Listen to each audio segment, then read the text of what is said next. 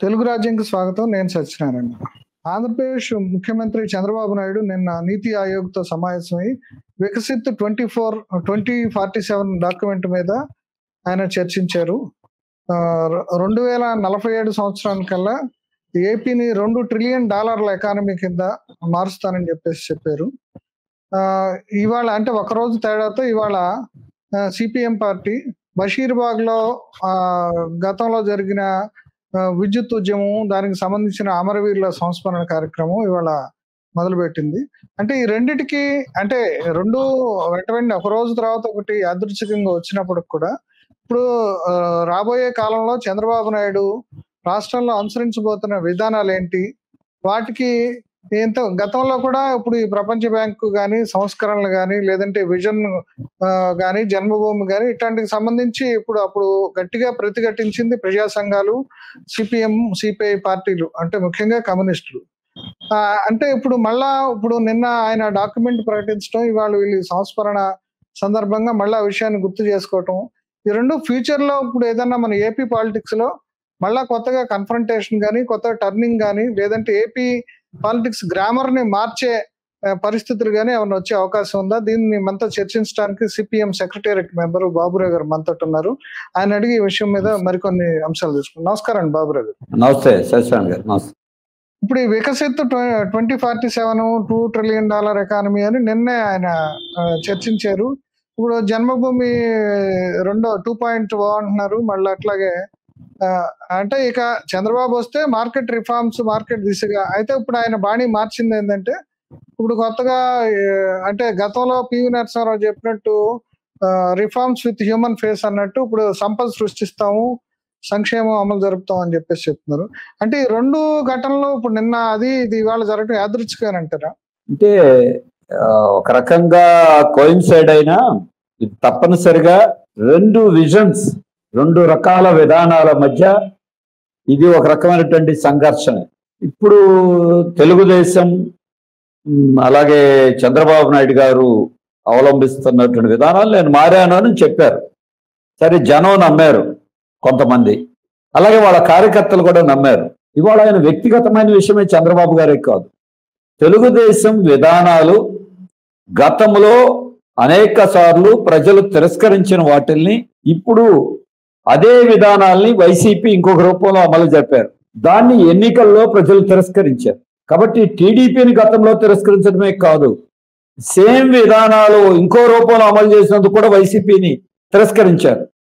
వాటి నుండి ప్రజలు ఇచ్చినటువంటి తీర్పు, దానికి భిన్నమైన ఆచరణ, దానికి భిన్నమైన విధానాలు కావాలి అని ప్రజల తీర్పులోనే అంతర్లీనంగా ఉంది. రాష్ట్రంలోనే కాదు, దేశంలో మోడీ బీజేపీ 400 సీట్లు అడిగితే 303 గతంలో ఉన్నాయి కూడా ఇవ్వకుండా 63 తగ్గించి 240కే పరిమితం చేయటంలో కూడా ఒక రకంగా అది వాళ్ళ విద్వేష ఎజెండాని తిరస్కరించి నిరుద్యోగము, అధిక ధరలు, రాజ్యాంగ పరిరక్షణ లాంటి కొన్ని కీలకమైన అంశాలతో ఈ తీర్పిచ్చారు. కాబట్టి ఇవాళ ఇదేదో రెండు విధానాలు లేదా వామపక్షాలు తెలుగుదేశం మధ్య కాదు, ప్రజల ఆశలు, ప్రజల ఆకాంక్షలు, అలాగే ఇవాళ ఉన్నటువంటి బీజేపీ తెలుగుదేశం కూటమి, రాష్ట్రంలోనూ దేశంలో బీజేపీ, ఈ రెండింటి మధ్య ప్రజల ఆకాంక్షలకు భిన్నంగా వ్యవహరిస్తున్నాయి. జగన్మోహన్ రెడ్డి ఉన్నంత కాలం సైలెంట్ గా ఉండి పెద్దగా ప్రతిఘటన ఏమి చేయకుండా, చంద్రబాబు రాగానే ఇప్పుడు ఇట్లా కమ్యూనిస్ట్ పార్టీలు ఇట్లా కాళ్ళు దువ్వుతూ ఉంటాయి కథనానికి అని చెప్పేసి కూడా ఒక విమర్శ అటు టీడీపీ సర్కిల్స్ నుంచి కానీ లేదా టీడీపీ సానుభూతి పరుల సర్కిల్స్ నుంచి కూడా వినపడుతున్నాయి. దాని మీద ఏం చెప్తారు? అంటే సైలెంట్ గా ఉన్నారంటాలని వాళ్ళకి తప్పు. సైలెంట్ గా లేము. రాజశేఖర రెడ్డి గారు ఉన్నప్పుడు సైలెంట్ గా లేము, జగన్మోహన్ రెడ్డి గారు ఉన్నప్పుడు సైలెంట్ గా లేము. గత కాలంలో మీరు చూస్తే సైలెంట్ గా, నిజంగా చెప్పాలంటే పెద్ద పోరాటాలు జరిగినాయి కాబట్టే ఆ పోరాటాల లబ్ధిని తెలుగుదేశం పొందింది. ఉద్యోగులు, ఉపాధ్యాయులు సిపిఎస్ కి వ్యతిరేకంగా పిఆర్సి కోసం విజయవాడ బిఆర్టీఎస్ రోడ్లో మొదలుపెట్టి రాష్ట్ర వ్యాప్తంగా పోరాటాలు చేశారు. ఎవరు దీనికి మద్దతునిచ్చింది? అది పార్టీ సిపిఎం కమ్యూనిస్టులు అనే సంగతి కాదు. ఆ పోరాటం జరిగింది ఉపాధ్యాయ ఉద్యోగ సంఘాలు. ఇదో పోరాటం, పెద్ద పోరాటం. తెలుగుదేశం పెద్ద పార్టీగా ఉండి చెయ్యలేనటువంటి పనిని 1,00,000 మంది అంగన్వాడీ టీచర్లు 42 రోజుల పాటు నిరవధిక సమ్మె చేసి మంత్రుల ఇళ్లని కూడా దిగ్బంధనం చేసి వేల మంది అరెస్ట్ అయ్యి రాష్ట్రంలో చేశారు. ఇది పోరాటం కాదా? ఇదే కాదు, ఇంకొక వైపున మున్సిపల్ కార్మికుల 16 రోజుల సమ్మె, ఆశా కార్మికుల సమ్మెలు, ఎన్నెన్నో పోరాటాలు. రూపం మారొచ్చు, సమస్యలు మారొచ్చు, కానీ ఎక్కడా ప్రభుత్వం మీద రాష్ట్ర వ్యాప్తంగా జరుగుతూనే ఉన్నాయి.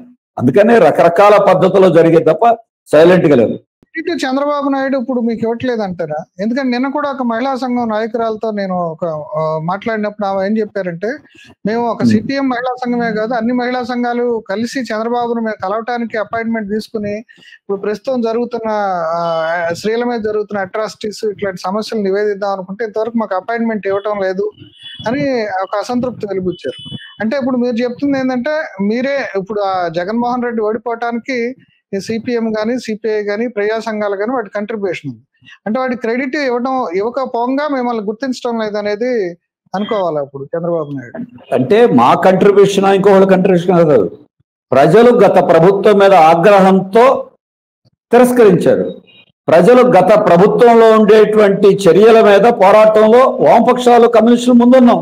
ఎప్పుడైనా ఉంటాం ప్రజా సమస్యలు, అది తెలుగుదేశం ఉందా వైసీపీ ఉందని. దాంతోపాటు ఆయన ఇంటర్వ్యూ ఇచ్చాడా ఇవ్వలేదా? జగన్మోహన్ రెడ్డి అసలు 5 ఏళ్ల కాలంలో ఏ సంఘాలని కలవలేదు, వాళ్ళ ఎమ్మెల్యేలే కలవలేదు. ఇప్పుడున్న ప్రభుత్వం మేము వెళ్ళి వినతిపత్రం ఇచ్చి వచ్చాము, అలాగే కొన్ని సంఘాల వాళ్ళు కలుస్తున్నారు. కాబట్టి రాబోయే కాలంలో కలవటం ఒక భాగం మంచిదే, ఇప్పటి వరకు కలుస్తున్నారు, కలవలేదని అంటానికి వీల్లేదు. ఇంకా కొంతమందికి ఇంటర్వ్యూ ఇవ్వకపోవచ్చు. కానీ అదే సందర్భంలో కలిసిన వాటిల్ని స్వీకరించిన వాటిల్ని రేపేమో అమలు చేస్తారు, అది ముఖ్యం. కలవటం మంచిదే, కలవటంతోనే కాదు కదా, మీరు కలుస్తున్నది ఒకటి, చెబుతున్నది ఒకటి, అమలు చేస్తున్నది ఒకటి. ఇప్పటికే మీరు విధానాలు ఉన్నాయి, చాలా విషయాల మీద సైలెంట్ ఉన్నారు. ఇప్పుడు 2.5 నెలలు అయింది. మీ సూపర్ 6 ఏంటి? ఎన్నికల హామీలు ఏంటి? 1 సంవత్సరంలో చేయలేరు. పోనీ వచ్చే నెల చేస్తాం, లేదు 100 రోజుల్లో చేస్తాం, 200 రోజుల్లో చేస్తాం. ఓ టైం టేబుల్ ప్రకటించండి మీ హామీలకు సంబంధించినందుకు. జగన్మోహన్ రెడ్డి పెన్షన్ పెంచడం 4 ఏళ్లకే వరుసగా చేసుకెళ్లారు, అది కాదు కదా మీరు చెప్పింది. ఈరోజు అమలు చేయాలి. దానికి తోడు మీరు ఇవాళకి తీసుకుంటున్న చర్యలు, కొన్ని అన్న క్యాంటీన్ ప్రారంభించారు, మంచిదే. లేదు ల్యాండ్ టైటిలింగ్ యాక్ట్ రద్దు చేశారు, సరే మళ్ళీ ఇంకొక రూపంలో వస్తున్నారా తర్వాత సంగతి, మంచివే. డిఎస్సి అనౌన్స్ చేస్తా ఉన్నారు, మంచివే. కానీ మీరు భిన్నమైనటువంటి ముఖ్యమైనది ఇవాళ చెప్పేది విద్యుత్ సమస్య కాబట్టి, విద్యుత్ స్మార్ట్ మీటర్లు బీజేపీ కేంద్రం ఒత్తిడి చేస్తే జగన్మోహన్ రెడ్డి గారు అంగీకరించి లొంగిపోయి దానికి ఒప్పందం చేసుకున్నారు. ఇప్పుడు మీరు ఆ రోజు తెలుగుదేశం పార్టీ విమర్శించింది, అదానీతో ఒప్పందం చేసుకున్నారు. జగన్ బినామీ సంస్థ షిరిడి సాయి కంపెనీకి ఒప్పందం చేసుకున్నారు. దీని మీద కోర్టులో ఛాలెంజ్ చేశారు మీరు. మేము పెద్ద పోరాటం చేశాము, దాన్ని ఎక్స్పోజ్ చేశాం. ఇవాళ మీరు ఏం చేస్తున్నారు? గత వారం రోజుల క్రితం అదానీ స్మార్ట్ మీటర్లు విజయవాడకి 4 కంటైనర్లో ఎలక్ట్రిసిటీ హెడ్ క్వార్టర్స్ అయిన విద్యుత్ సౌదాలో గోడౌన్లోకి వచ్చినాయి. దాని మీద మేము నిరసన తెలియజేశాం. మరి మీరు విద్యుత్ స్మార్ట్ మీటర్లు తప్పు, వ్యవసాయ పంపు సెట్లకి మీటర్లు పెడితే పగలగొట్టండి అని లోకేష్ గారు పిలిపించారు. మీరు వాటిని మరి వాళ్ళు ఎందుకని మీరు కొనసాగిస్తున్నారు? ఇళ్లకి కూడా స్మార్ట్ మీటర్లు పెట్టడానికి ఎందుకు వాళ్ళు దిగుమతి చేసుకుంటున్నారు? అంటే మీరు జగన్మోహన్ రెడ్డి గారు చేసిన అవినీతి ఒప్పందాలని తెలుగుదేశం ప్రభుత్వం కొనసాగిస్తూ ఉంది. దీన్ని రద్దు చేయండి మేము చెప్తుంటే మేము అడుగుతున్నాం. ఇవాళ జరిగిన విద్యుత్ అమరవీరుల సంస్మరణ సభలో కూడా మేము లేవనైతే ముఖ్యమైన అంశం అది. స్మార్ట్ మీటరే కాదు, దాని వెనకాల పెద్ద దోపిడీ ఉంది, ప్రజల మీద భారాలు పొంచున్నాయి, దాంట్లో పెద్ద ఎత్తున అవినీతి ఉంది, దీర్ఘకాలికమైన నష్టం ఉంది. ఇవన్నీ మేము స్పష్టంగా చెప్తున్నాం. మీరు వ్యతిరేకించినప్పుడు మేము వ్యతిరేకించడమే కాదు. ఇవాళ ఎందుకు మరి ఇప్పుడు మీరు చెప్పేదాన్ని బట్టి ఆయన జన్మభూమి 2.0 అయితే మీరు బషీర్బాగ్ 2.0కి ఇప్పుడు రంగం సిద్ధమవుతుందంటారు ఇప్పుడు మీరు చెప్పే సమస్యను బట్టి? అంటే బషీర్బాగ్ 2.0 కాదు, విద్యుత్ పోరాటం 2.0 అది ఖచ్చితంగా. అది బషీర్బాగ్ అంటే ఆ ఇన్సిడెంట్ కాకపోవచ్చు, కానీ అటు అటు అంటే ఆ రోజు జరిగిన విద్యుత్ ఉద్యమం ఖచ్చితంగా మేము చెప్పాం, అంతకుముందు కూడా చెప్పాం. బీజేపీ వైసీపీ ప్రభుత్వం మీద కూడా రకరకాల దేశాల్లో చేశాం. ట్రూ అప్ ఛార్జీలకు వ్యతిరేకంగా, వ్యవసాయ పంపు సెట్లకు వ్యతిరేకంగా పోరాడాం. ఇప్పుడు కూడా ఈ రోజు కూడా మేము అనౌన్స్ చేశాం, మీరు వెనక్కి తగ్గకపోతే కేంద్రం మీద రాష్ట్రం మీద మరో దశ విద్యుత్ పోరాటానికి ప్రజలు సిద్ధమవుతారు, సిద్ధం చేస్తాం. మీరు వెనక్కి తగ్గండి, కొత్త ప్రభుత్వం కానీ పాత విధానాలే, మళ్ళీ కొత్త సీసాలో పాత సారానే. మరి అటువంటి విధానాలు మారాను అని చెప్పుకుంటా మళ్ళీ అదే బలపరచడం ఏంటి? మళ్ళీ వాళ్ళు ఏం చెప్తున్నారు, నేను పెట్టిన పవర్ రిఫార్మ్సే దేశానికి ఆదర్శమని వాళ్ళు చెప్తున్నారు. అవి విఫలమైన విద్యుత్ సంస్కరణలు, రుజువైపోయింది. ఆయన నిజానికి ఆ విద్యుత్ ఉద్యమం వల్ల ఆయన అధికారం కోల్పోవాల్సి వచ్చినట్టుంది కదా ఇప్పుడు పోయినసారి ఆయన మొన్న విద్యుత్ శ్వేతపత్రం విడుదల రోజు మీడియా వాళ్ళతో చెప్పారు, ఈ పవర్ రిఫార్మ్స్ వల్ల నా పవర్ పోయింది అని ఆయనే అన్నాడు. అయినా నా సంస్కరణలే చాలా గొప్పవి, నేను దేశం కోసం చేశాను ఆ పవర్ పోయినా అని చెప్తున్నారు. మీ పవర్ పోవటానికి దేశం కోసం ఏం జరగల, రాష్ట్రానికి జరగల, నష్టం జరిగింది, లాభాలు జరగల. అందుకే ఇవాళ మేము 25 ఏళ్ల విద్యుత్ సంస్కరణల అనుభవాన్ని, వైఫల్యాలని దృష్టిలో పెట్టుకుని ఇప్పటికైనా ఆ విధానాలు వదిలేయండి అని విజ్ఞప్తి చేశాం. విధానాలు వదలకపోతే పోరాడతామని హెచ్చరిక కూడా చేశాం. ఈరోజు జరిగిన విద్యుత్ సంస్కరణ 2047 విజన్ లో పాయింట్ వైజ్ గా డిస్కస్ చేద్దామండి. Okay, holistic approach to policy making అని చెప్పేసి ఒకటి చెప్తున్నారు. అట్లాగే మ్యాక్రో అండ్ మైక్రో లెవెల్లో అదొకటి చెప్తున్నారు. డిస్ట్రిక్ట్ స్పెసిఫిక్ విజన్స్ అని చెప్తున్నారు. దీని మీద మీరు ఏం చెప్తారు? అంటే 2020 ఏమైంది, 2047 ఏమవుతుంది, ఏమిటి తేడా? విజన్ లో తప్పు కాదు, కానీ విజన్ ఎవరి కోసం?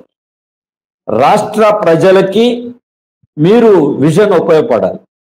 మీరు విజన్కి ముందు ఫస్ట్ విషయం, మీ ఎన్నికల మేనిఫెస్టోలో, అది సూపర్ 6 కావచ్చు, ఉమ్మడి మేనిఫెస్టో కావచ్చు, లేదు సంవత్సరం నుండి మీరు చేసిన పాదయాత్రలో, సభల్లో జిల్లాల వారీగా ఇచ్చినటువంటి హామీలు కావచ్చు, వాటన్నిటినీ ఒక చోట చేర్చండి. నిజంగా చెప్పాలంటే వాటిల్ని అమలు చేయటమే ముఖ్యమైనటువంటి ఒక ప్రణాళిక అవుతుంది. మీరు 2047 గురించి ఆలోచించండి కాదంట్లా, కానీ 2024 నుండి 29 వరకు అమలు చేయాల్సిన 5 ఏళ్ల విధానాలు, మీరు ఇచ్చిన హామీలు, సంక్షేమం, అభివృద్ధి కార్యక్రమ నిధులు, వాటిని మీరు అమలు చేస్తే 2047కి వెళ్ళినట్టే. అంటే ఇప్పుడు అమలు చేయడానికి సంపద లేదు కాబట్టి దాన్ని నేను సృష్టించడానికి ఇప్పుడు నేను ఈ ప్రయత్నాలన్నీ చేస్తున్నాను అని చెప్తున్నాడు. ఇంకోటి 2047కి $2 ట్రిలియన్ ఎకానమీ, అంటే ఇప్పుడు ఉన్నది దాదాపుగా 14 లక్షల కోట్లు అయితే ఇప్పుడు దాన్ని 1,60,00,000 పెంచుతానని చెప్పేసి చెప్తున్నారు. ఇది సాధ్యం అయ్యే పనేనంటారా? అంటే ఆయన గతంలో చేసినటువంటి ప్రణాళికలు చాలా భాగం ఆచరణ సాధ్యం కానివి. 2, సాధారణ ప్రజల యొక్క సంక్షేమాన్ని, వాళ్ళ అభివృద్ధిని విస్మరించి ఊహాలోకంలో విహరించారు. రాజధాని అమరావతి విషయంలో కూడా చేసింది అదే. నిజంగా ఆయన ప్రాక్టికల్గా అమరావతికి 2014 నుండి 19 వరకు ఏం చేయాలో దాని వరకు ఆలోచన చేస్తే ఈ తాత్కాలికం అనేది ఉండేది కాదు, ఇంకొకళ్ళు మార్చడానికి కూడా అవకాశం ఉండేది కాదు. అవి చేయలేదనేది అనుభవంలో కనపడింది. నేనేదో ఒక భారీ రాజధాని, మెగా రాజధాని అనుకుని అసలు రాజధాని లేకుండా వైసీపీ 3 ముక్కలు చేసింది. మీరు అటువంటి ఆస్కారం కలిగించే పత్రలో ఉన్నారు. ఇప్పుడైనా మీరు 2047 వికసిత్ భారత్, మోడీ గారిది ఏమవుతోంది కూడా, వికసిత ఆంధ్రప్రదేశ్.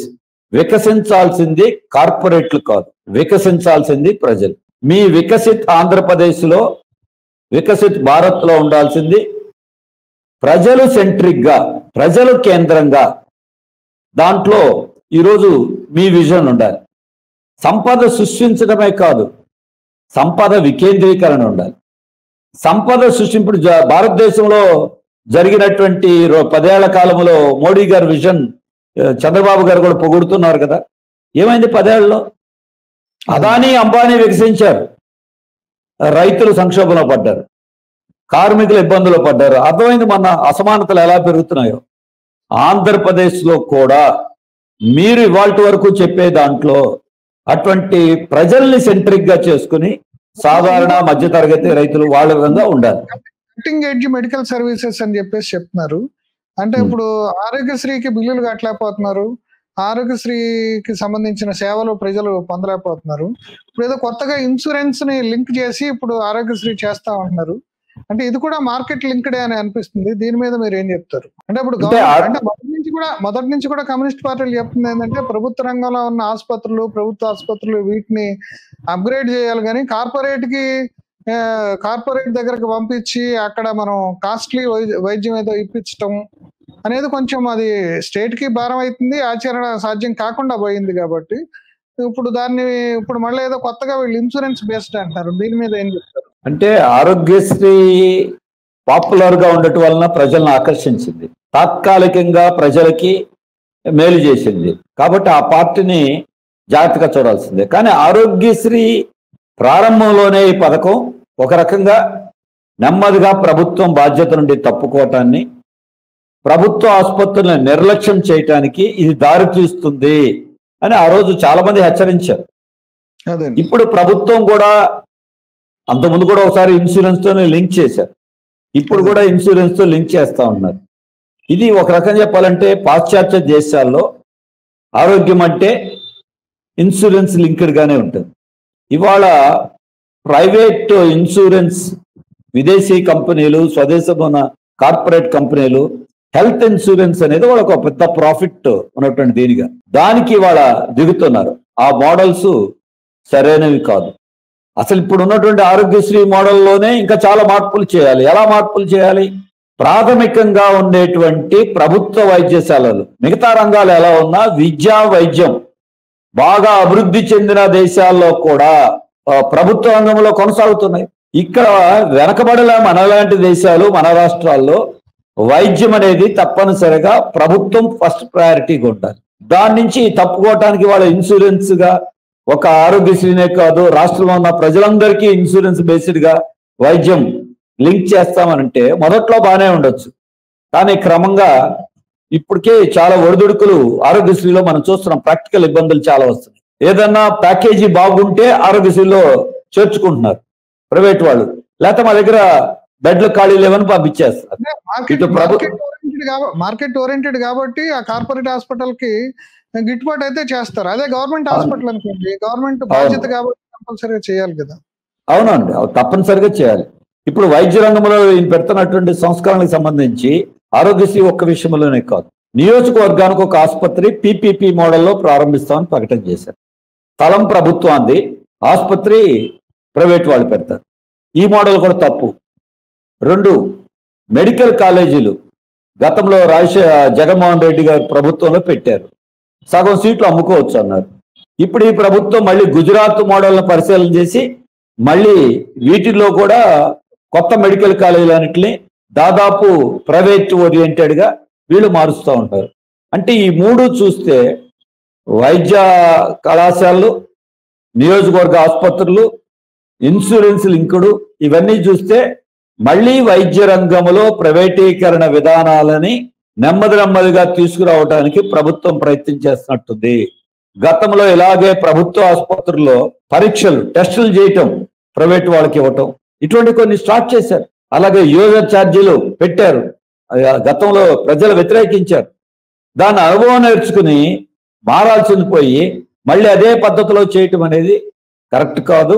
ఇది దేశవ్యాప్తంగాను విద్యతోటి కూడా ఎక్స్పెరిమెంట్లు. ఇప్పుడు చంద్రబాబు నాయుడు వచ్చినప్పుడు కూడా అప్పుడు ప్రపంచ బ్యాంకు లోన్స్ ఇవ్వటం వాటికి సంబంధించి చేశారు. మొన్న ఈయన జగన్మోహన్ రెడ్డి హయాంలో కూడా నాడు నేడు అని చెప్పేసి స్కూళ్ళకి కొంత ఇన్ఫ్రాస్ట్రక్చర్ లేదంటే ట్యాబ్లు ఇవ్వటం, ఈ రకంగా ఎక్స్పెరిమెంట్లు చేశారు. మళ్ళీ వీళ్ళు వచ్చాక ఇప్పుడు లోకేష్ విద్యామంత్రి అయ్యాక మళ్ళీ ఏదో కొత్తగా ఒక నోబుల్ లారియట్ని తీసుకొచ్చి ఏదో ఎవరికి అర్థం కాని విద్య. అంటే ఇప్పుడు మనకున్న సమస్య ఏంటంటే ఎవరికి 10th క్లాస్ కాదు కదా, డిగ్రీ చదివినాడు కూడా ఒక ఒక సెంటెన్స్ మాట్లాడటం కానీ, ఒక సెంటెన్స్ రాయటం కానీ, చిన్న చిన్న అర్థమెటిక్ చేయటం కానీ రాని పరిస్థితిలో మనం ఉన్నాము. ఇప్పుడు వీళ్ళు అసలు ఏం మాట్లాడుతున్నారో ఏంటో ప్రజలకు ఏం అర్థం కావట్లేదు. దీని మీద మీ పరిశీలన ఏంటి? అంటే విద్యలో కేంద్ర ప్రభుత్వం ఇప్పుడు న్యూ ఎకనామిక్ ఎడ్యుకేషన్ పాలసీ తీసుకొచ్చి దాంట్లో ఒకటి ప్రభుత్వ స్కూళ్ళను నెమ్మదిగా కలిపేసి వాటిని తగ్గించేయటం, వాటిని నిర్వీర్యం చేయటం. 2 విదేశీ యూనివర్సిటీల పేరుతో స్వదేశంలోనే కాదు విదేశీ విద్యా సంస్థలు రావటం. 3 దానికి మత ఉన్మాదాన్ని లేకపోతే ఆ రకమైనటువంటి ఎజెండాని అందులో చేయటం. ఇది ఇది దాన్ని రాష్ట్ర ప్రభుత్వాలు అంగీకరించినాయి. గతంలో జగన్మోహన్ రెడ్డి గారు ప్రపంచ బ్యాంక్ దగ్గర నుంచి సాల్ట్ అనేటువంటి ఒక పథకం ద్వారా విద్యారంగంలో వాళ్ళు చేయటం. దానికే ఇంగ్లీష్ మీడియాన్ని ఎవరు వ్యతిరేకించరు కాదు, తెలుగు మీడియం ఎత్తేయటాన్ని వ్యతిరేకిస్తారు.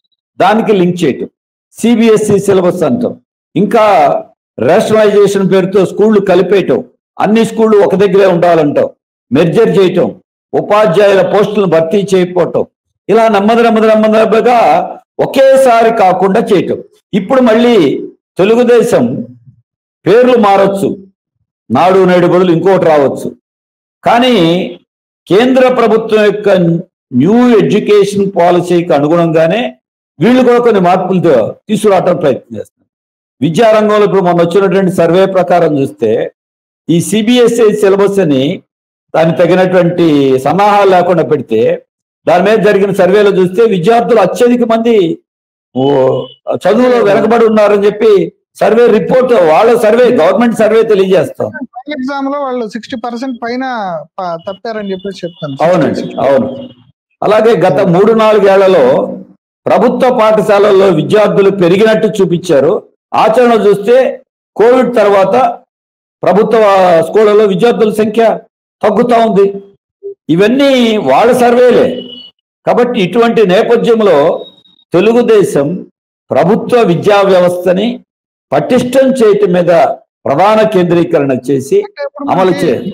మనకి మ్యానుఫ్యాక్చరింగ్ సెక్టార్ తప్ప ఇక మనకి మ్యానుఫ్యాక్చరింగ్, అగ్రికల్చర్ ఎక్కువ తప్ప ఏపీకి ఇప్పుడు ఐటీ కానీ వచ్చే అవకాశం లేదని మామూలుగా మనకు స్థూలంగా చూస్తే అర్థమవుతుంది.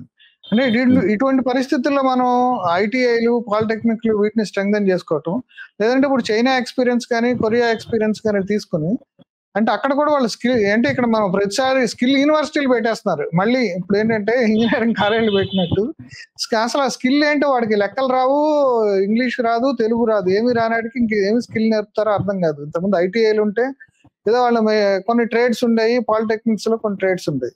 ఇప్పుడు అక్కడ చైనాలో కూడా ఈ విలేజ్ ఎంటర్ప్రైజ్ కి వాటికి అట్లా పాలిటెక్నిక్ లెవెల్లో ఉన్న ఆ ఎడ్యుకేషన్ ఉపయోగపడింది స్కిల్స్ అని చెప్పేసి చెప్తున్నారు. ఇక్కడేమో అసలు ఎక్కడికో మనం ఇంజనీరింగ్ కాలేజీలు తప్ప ఇంకా ఇప్పుడు మళ్ళీ స్కిల్ కి యూనివర్సిటీస్, అంటే స్కిల్ అంటే ఏంటో మరి ఒక బ్రహ్మ పదార్థం లాగా అయిపోయింది. దీనికి సంబంధించి ఇప్పుడు అంటే కొంత గందరగోళం కనిపిస్తుంది ఇప్పుడు. ఎందుకంటే అసలు నేను చెప్పండి, నాకోటి అంటే ఇది సందర్భమో కాదో చెప్పలేను, కానీ విద్యాశాలను నడపడంలో అనుభవం ఉన్న నారాయణకి విద్యాశాఖ ఇవ్వకుండా స్టాన్ఫర్డ్ లో ఏదో చదువుకున్నాడు ఆయనే చెప్పుకుంటాడు, లోకేష్ ఆయన అంతంత మాత్రం స్టూడెంట్ అని. ఆయనకు విద్యాశాఖ అప్పచెప్పడంలో ఆంతర్యం ఏందో కూడా నాకు అర్థం కావట్లేదు. ఎందుకంటే at least is a good teacher basic గా. కనీసం నారాయణ అయితే కనీసం పోయి లెక్కలు వచ్చా రావని టెస్ట్ చేయగలడు స్టూడెంట్స్ కి. ఈయన ఇప్పుడున్న విద్యామంత్రి అంటే అది ఒకటే పోలిక అనిపిస్తుంది ఇవన్నీ ఆలోచించినప్పుడు. మీరేమంటారు? సరే, విద్యాశాఖ మంత్రి మీరు అంటంలో అదే వ్యక్తులుగా అనటం ఒక భాగం. సరే, నారాయణ గారిని పెడితే అప్పుడు ఇంకొక రకమైన విమర్శ కూడా ఎదుర్కోవాలి. అంటే ప్రభుత్వ స్కూళ్ళని కార్పొరేట్ అధిపతి నడిపిస్తారని. అందుకని అదొక అంశం. సరే, రకరకాల కామెంట్స్ ఉంటాయి. దానికంటే ముఖ్యమైనది ఏంటంటే అసలు విద్యారంగాన్ని నడపడంలో ప్రభుత్వం యొక్క దృష్టి ఇప్పుడు వాటిల్లో చాలా కీలకం. ఇప్పటికే మేము చూస్తున్నాం, ఈ సంవత్సరం డిగ్రీ కాలేజీల్లో విద్యార్థులు ప్రభుత్వ డిగ్రీ కాలేజీలో కానీ మిగతా చోట్ల చాలా చోట్ల చేరట్లేదు, ఖాళీగా ఉంటున్నాయి.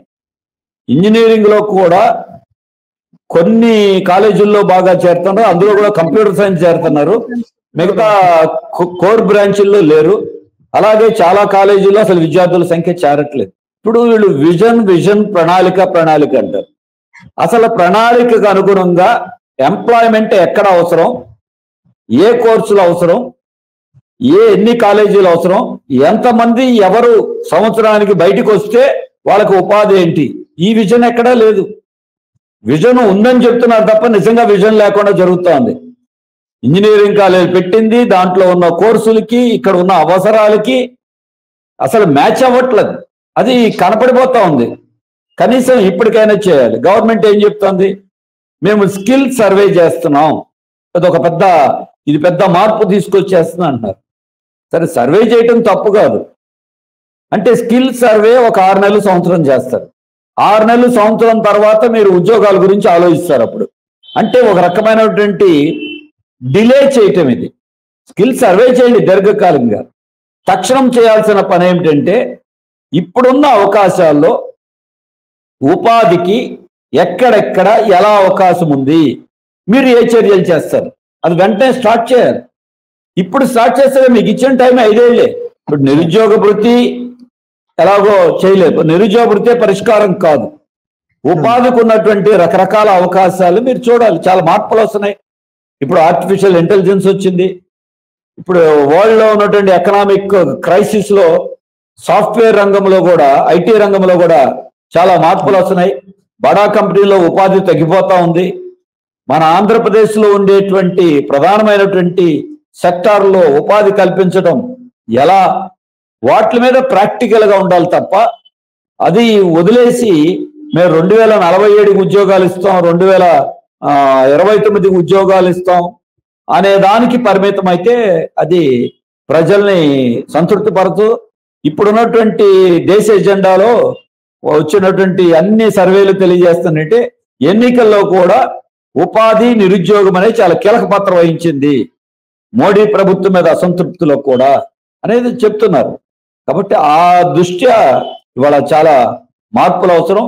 ఇప్పుడు ప్రభుత్వం చెప్తున్న ప్రాక్టికల్ గా మాత్రం పెద్ద వెంటనే రిజల్ట్స్ కనిపించే రీతిలో కనపడతాయి. ఇంకో point environmental and sustainable development అంటున్నారండి. నిన్నగాక మనం చూసాం అచ్యుతాపురం సెజ్ లో వరుసగా అంటే ఒక ఇండస్ట్రీలో జరిగిన డిజాస్టర్ కి సహాయం అందించే లోపల వరుసగా ఇంకొకటి 2 ఇండస్ట్రీస్ లో జరిగినాయి. అసలు ఇప్పుడు ఇవాళ నేను చూస్తే ఒక 600 ఇండస్ట్రీస్ లో అసలు వాళ్ళు సేఫ్టీకి సంబంధించి దాదాపుగా అది పరిశీలించడానికి, భద్రతా ప్రమాణాలు చూడటానికి కూడా అధికారులు సరిగ్గా లేరు అనేది, సదుపాయాలు సరిగ్గా లేవు అనేది వినపడుతుంది.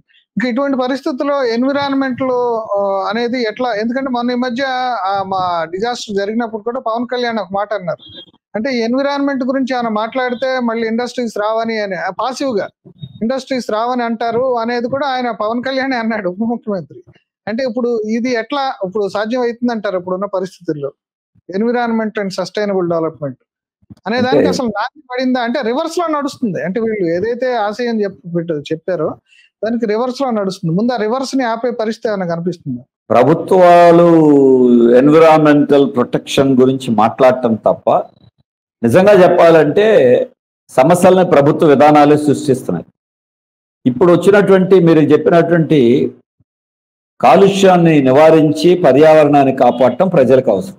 అసలు ప్రజా ప్రాణాలు తీసేస్తున్నారు. పరిశ్రమల్లో స్పెషల్ ఎకనామిక్ జోన్స్ పేరుతో తీసుకొచ్చిన పాలసీలో మీరు ప్రభుత్వ నియంత్రణ లేకుండా, చట్టాల అమలు లేకుండా, పర్యవేక్షణ లేకుండా మీ ఇష్టారాజ్యంగా నడుపుకోండి గ్రీన్ సిగ్నల్ ఇచ్చి లైసెన్స్ ఇచ్చిందే స్పెషల్ ఎకనామిక్ జోన్స్. అదే బ్రహ్మాండమైనటువంటి అభివృద్ధిని, అదే ఉపాధిని కల్పించేదని ఇవాళ చెప్పుకోవచ్చా నిన్నటిదాకా. ఇప్పుడు జరుగుతున్నది ఎక్కడన్నా ఏదన్నా జరిగితే ప్రమాదం అనొచ్చు. అందుకనే ఇది ప్రమాదం అంటానికి వీల్లేదు. ఇది అందుకే చెప్తున్నారు సర్కారీ హత్యలు ఇవి. అంటే పారిశ్రామికవేత్తలు నిర్లక్ష్యంతో చేసిన హత్యలు. రెండోది, ఆ నిర్లక్ష్యం జరుగుతూ ఉంటే ప్రేక్షక పాత్ర వహించినటువంటి ప్రభుత్వ వ్యవస్థలు, ప్రభుత్వం వీటికి చట్టబద్ధత ఇచ్చారు. ఏం చట్టబద్ధత? కార్మిక చట్టాలని మార్చేయటం, మీరు కార్మిక శాఖలు, ఫ్యాక్టరీ శాఖలు, బాయిలర్ శాఖలు ఇవి పర్యవేక్షణలో వాళ్ళకున్న అధికారాలు తీసేయటం, అలాగే మీరు ఒక రకంగా ఈజ్ ఆఫ్ డూయింగ్ బిజినెస్ పేరుతో చేశారు. ఈజ్ ఆఫ్ లివింగ్ లేదు ఇక్కడ. అసలు ఈజ్ ఆఫ్ లివింగ్ లేకుండా ఈజ్ ఆఫ్ డూయింగ్ బిజినెస్ అంటే మీరు పర్యావరణం పట్టించుకోవద్దు, సేఫ్టీ పట్టించుకోవద్దు అనే పద్ధతిలో మాటలు మాట్లాడటమే కాదు, చట్టాల్లోనే చేరుస్తున్నారు ఆ కాన్సెప్ట్ ని. దానికి అనుగుణంగా చట్టాలు తయారవుతున్నాయి కేంద్రంలో కానీ రాష్ట్రంలో కానీ. కాబట్టి ఖచ్చితంగా ఇదేదో అనుకోకుండా జరిగిన ఐసోలేటెడ్ ఘటనే కాదు. వీటిల్ని పాలసీ ఫెయిల్యూర్ ఇది. ప్రభుత్వం తీసుకుంటున్న గత 15 ఏళ్ళలో 20 ఏళ్ళలో లేదు 20-25 ఏళ్లలో తీసుకున్నటువంటి పాలసీస్ యొక్క వైఫల్యమే ఈ ప్రమాదాల్లో రిఫ్లెక్ట్ అవుతోంది. అది విశాఖపట్నం కావచ్చు, మన ఇక్కడ జరిగినటువంటి సిమెంట్ ఫ్యాక్టరీలో జరిగిన ఘటనలు కావచ్చు, రోజు మనం బయటకు వచ్చేవి ఇవన్నీ, బయటకు రానివి ఇంకెన్నో ఉన్నాయి. కాబట్టి అది చెప్పేదానికి చేసేదానికి ఏమీ సంబంధం కనపడదు.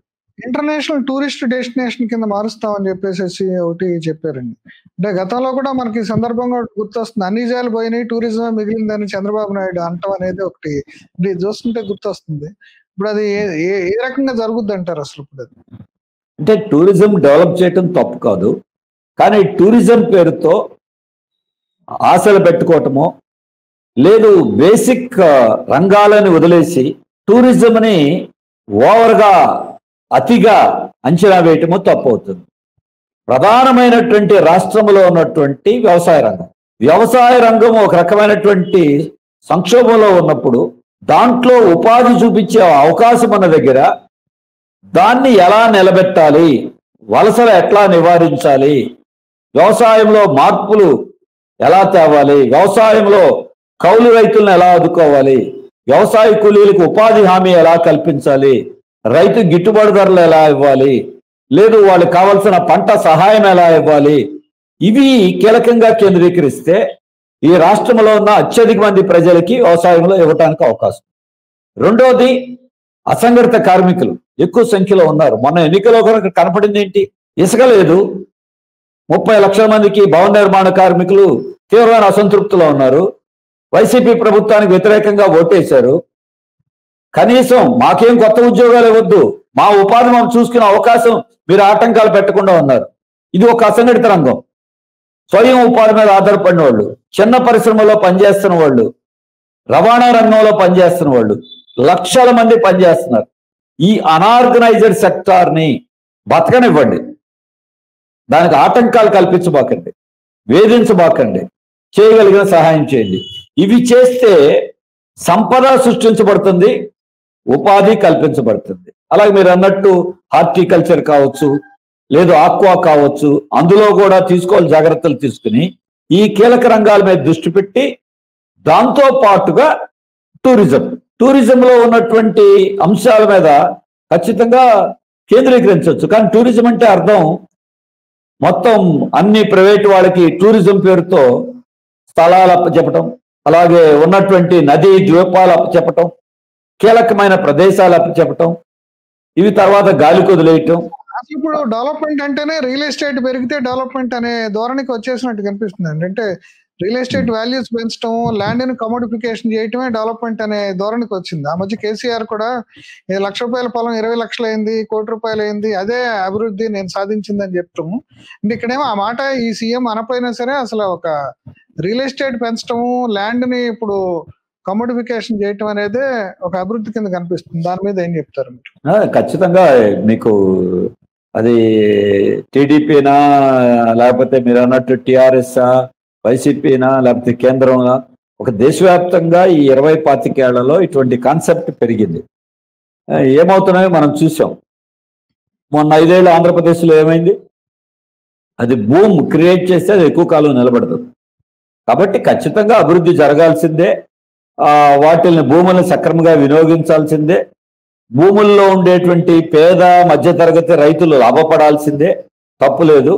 కానీ ఇప్పటి వరకు జరుగుతుంది, అది రాజధాని విషయంలో చూసుకున్నా, లేదు స్పెషల్ ఎకనామిక్ జోన్లో తీసుకున్నా, పరిశ్రమల ఏర్పాట్లో తీసుకున్నా, భూములు ఇచ్చిన సాధారణ పేద మధ్యతరగతి ప్రజలు పెద్ద లబ్ధి పొందలా.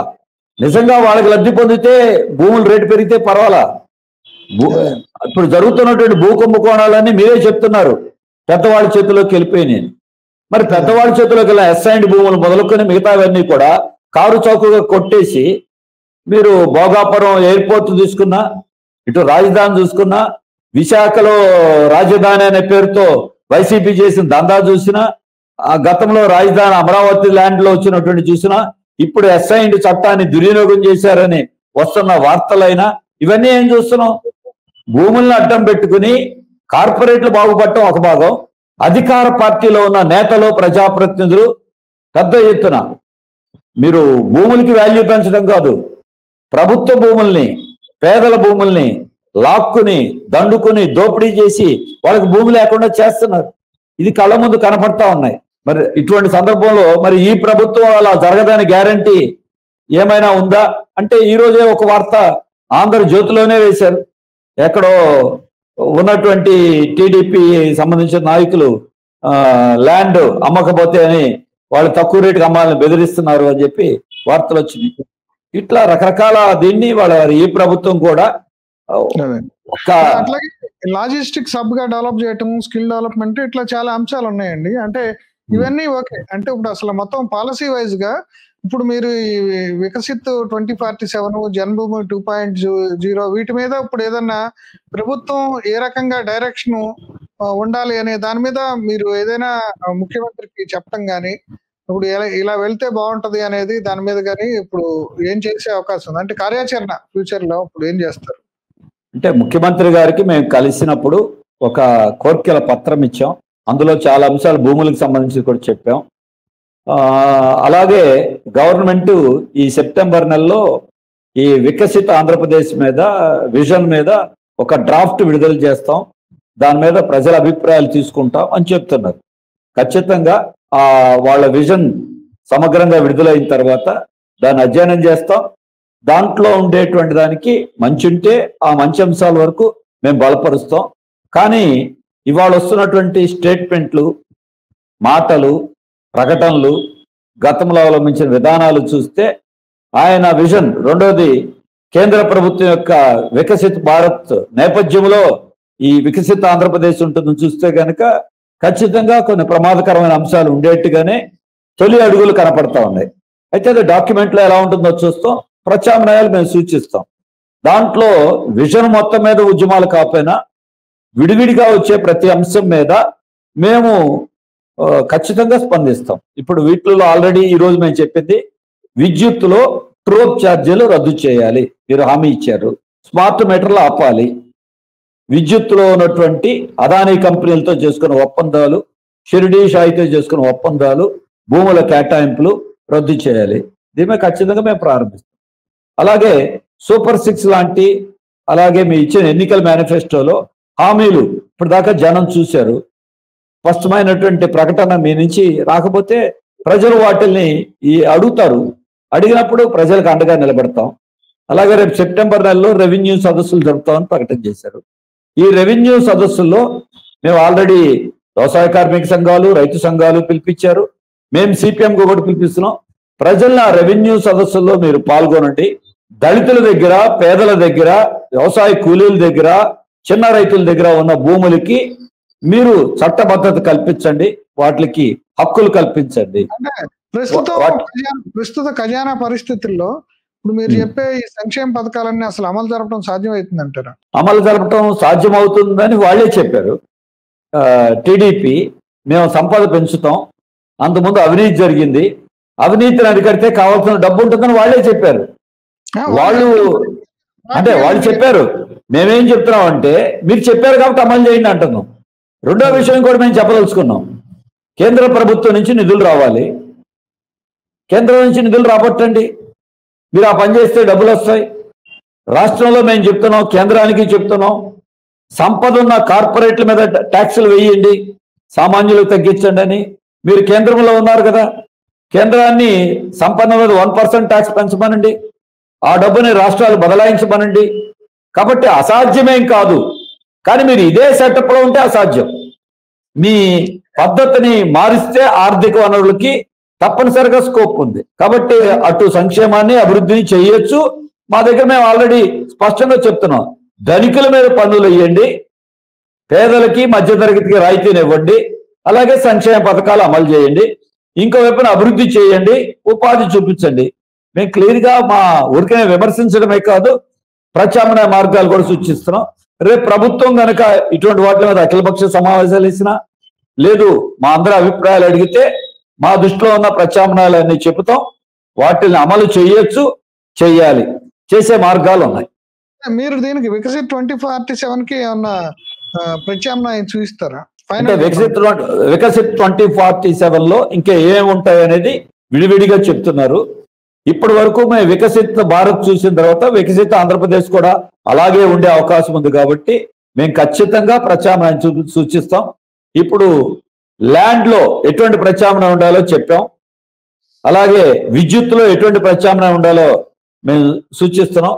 ఆర్థిక పరమైన దాంట్లో ఎవరి మీద పన్నులు తగ్గించవచ్చు, ఎలా పన్నులు వేసి ఆదాయం రాబట్టుకోవచ్చు చెప్తున్నాం. అవినీతి జరిగిందని మీరే చెప్పారు, అవినీతి ఒప్పందాలని రద్దు చేయండి అని చెప్తున్నాం. ఇవన్నీ కలగలిపితే ఖచ్చితంగా 2047 కాదు 2029 కూడా మీరు ఏమేమి చేయొచ్చో ప్రత్యామ్నాయాలు మేము సిపిఎం గా డెఫినెట్ గా సూచిస్తాం. ప్రజల్లో కూడా చర్చ పెడతాం. ప్రజల ప్రత్యామ్నాయాల్ని మేము ప్రభుత్వం ముందు కూడా ఉంచుతాం. ఓకే, థ్యాంక్ యూ అండి బాబురావు గారు, ఈ విషయాలన్నీ మనతో పంచుకున్నాను. థ్యాంక్ యూ, నమస్తే. Please do subscribe to Telugu Rajyam channel. Please do subscribe to Telugu Rajyam channel. Please do subscribe to Telugu Rajyam channel. Hi అండి, నేను మీ ఆర్పీని, నెల్లూరు పెద్దారెడ్డి చేపల పులుసు ఓనర్ని. మీరు తెలుగు రాజ్యం అనే ఈ యూట్యూబ్ ఛానల్ సబ్స్క్రైబ్ చేసుకుని మంచి మంచి వీడియోలతో వస్తారు. Thank you so much. Hi people, I'm Sonakshi Verma and you please watch Telugu Rajyam and please subscribe to the channel.